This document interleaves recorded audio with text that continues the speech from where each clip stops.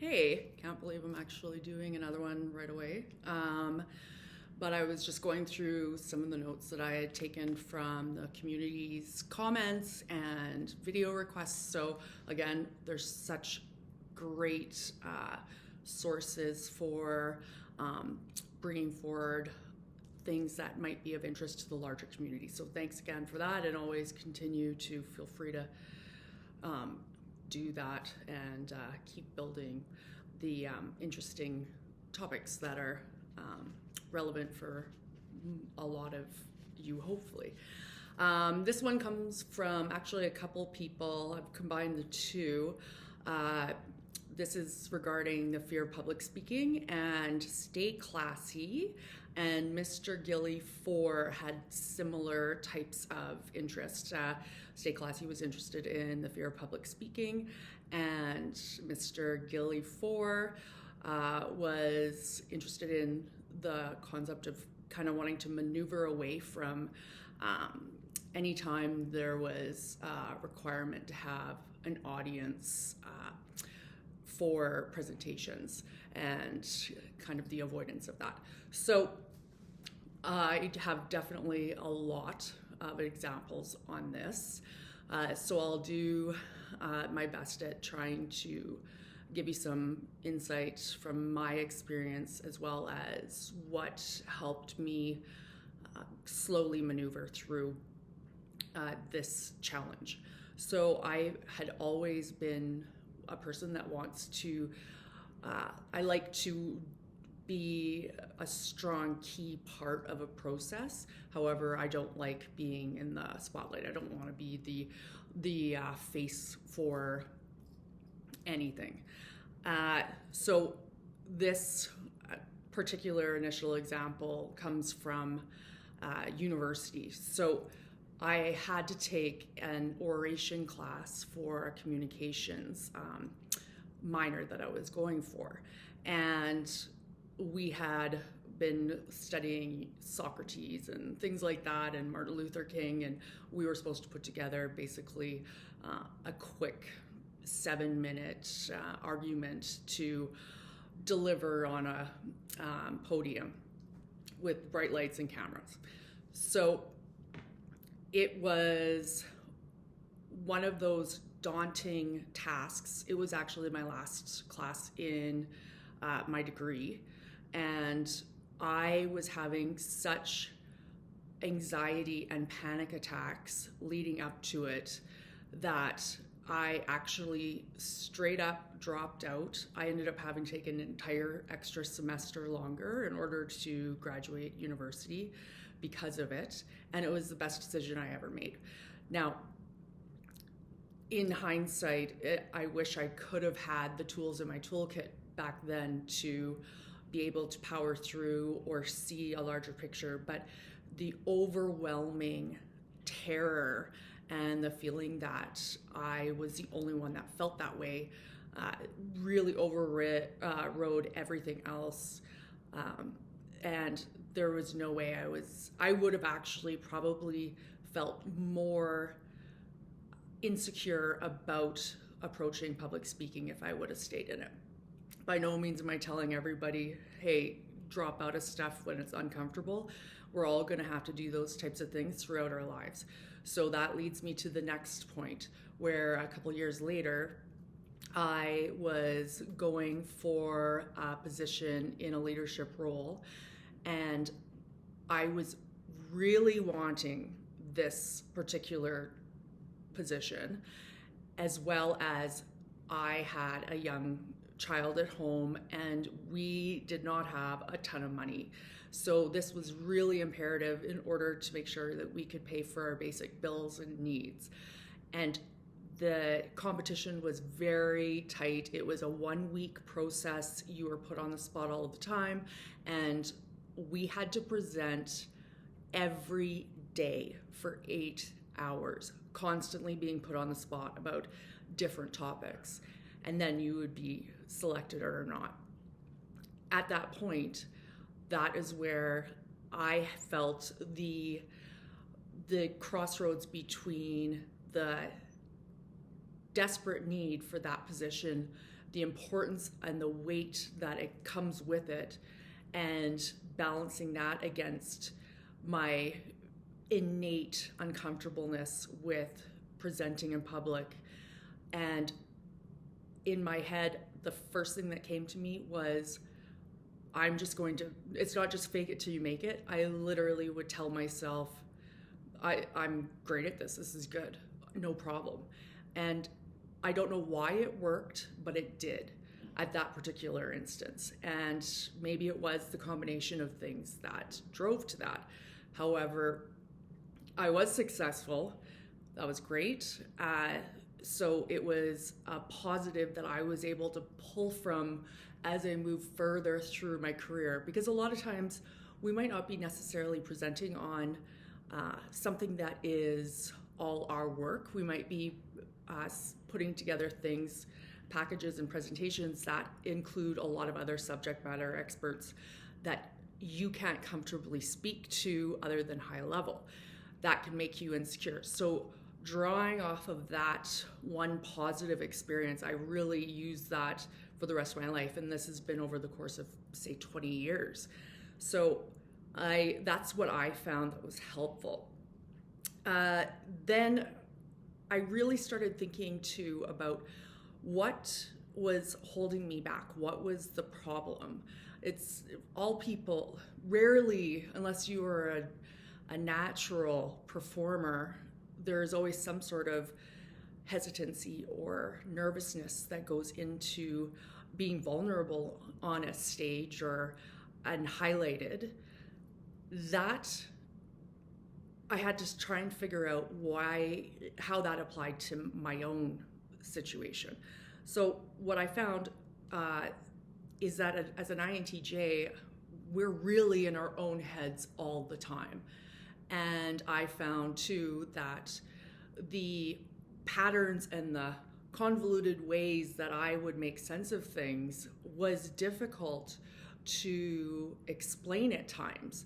And so if you're in the hot seat doing a presentation, there's going to be questions that might come up. And I was worried that I wasn't going to be able to pull that out succinctly to deliver to the people that are taking the time out of their days to listen to what I was talking about. So what I found to help is acknowledging that and then learning how to break down the parts into layman's terms. So communications does help, media training does help a little bit. As you can see, I still say a lot, but that's because I only do one take when I do these. The point of it though is the acknowledging the fear, plus the other thing that we keep forgetting that we should probably remember a little bit more is some of the best speeches that you've heard from people, they're delivered with authenticity. And if authenticity also comes with the vulnerability or acknowledging that worry, then those become more relatable and you internalize more, you read that person more, you give them the benefit of the doubt more. They're not playing off of this facade that they might be examining and ascribing to you. They're getting to see a little bit more of your humanity. And a good example of this, in which I didn't do this, was actually much after the other examples. This was a couple of years ago, and I had to go and I was at a trade, well, they called it an embargo, but it was for the tech industry. And I was there, I only thought I was there to audit and learn best practices from others that are doing small tech startups. What ended up happening that I was not aware of because I was new to the industry and I felt that everyone else knew except me, was that we had to do pitches. And the one thing that software startups have to do all the time is pitch. It was my worst feature because I was so inherently vulnerable to this baby that I was creating that I couldn't speak properly about it. I couldn't brag about it. I couldn't do anything that was a typical kind of characteristic of a salesperson. So when I found out when I was already down there that I had to put together a slide deck, I was very shocked. Thank goodness I had some prepared from the day before, or a long time ago. But that lack of preparation and lack of understanding was really shaking the foundation of something that I was already really having a difficult time continuing through. So I found that I just switched into panic. I couldn't take myself out of that situation. I couldn't take a look at this and see how I could approach it. I was just scrambling, and the fear was building and building.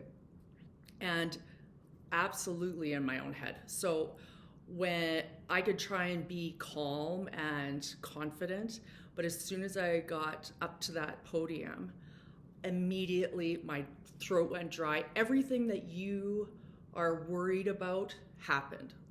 The coughing, because the visceral response to fear and nervousness was over the top. Someone even came and brought me a water, and I'm looking at these people. I'm trying to find reciprocity. I'm trying to find some sort of even empathy in the audience, and all I saw was a group of people that are all dogged to be the best because they're desperate for those different venture capitalists' sake to be able to give them, their next round of financing to keep their project going.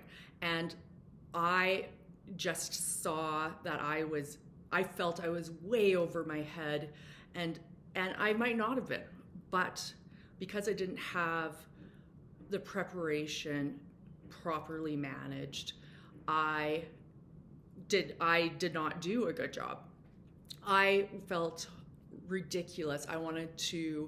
After that, I wanted to just leave that entire trade show, symposium, and never see these people again. And I did walk away for a while after I spoke. I was still polite, but actually I decided after that, you know what, I am going to show back up. There was a mixer after, and I made sure that I tried to be as comfortable as possible, use my old relational tools on the one-on-one that I'm way more strong at, and be able to build those bridges informally, which is much more my strength. So with regards to public speaking, this is a challenge for myself as an INTJ. I don't think I'm going to get a ton better. I think you just become more acknowledging or understanding of the fact that that is going to be part of your business experience in some capacity. And you also have to remember that your voice is important if it's something that you are proficient in. If they're asking you for information, that is a compliment. So that should be something that you should feel more positive about, as well as ensuring that those people are feeling that they are being heard, that they are building rapport with you because they had requested your time and presentation skills. So I'll leave you with this. This is a really long video, but when I left Chicago, I was really bummed.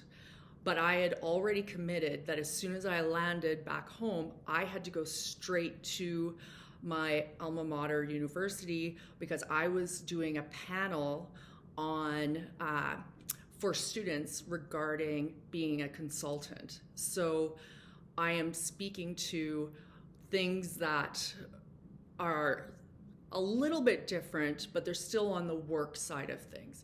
And I was on a 3-person panel. I show up, I'm 5 minutes late because of the traffic on the way from the airport. I jump in, and disparate group of people on this panel. We have the microphone, questions being asked, everything. And you know what? Out of that, I ended up having probably 4 students that wanted to talk to me after in more detail. And to this day, this is quite a few years ago, to this day, we still keep in touch on LinkedIn. I've done quite a bit of mentoring for them and with them, coaching too. And it was great because I didn't use the feeling of being scared as a way to just shut down in general. I actually did stand up and do it again. So I'm old, I'm 46, and this is a lifelong process. So I'd love to hear what other people have to say, any tips or tricks for other INTJs that they've done or their experiences with this. But anyways, thanks so much for the request, and hopefully I'll be posting again soon.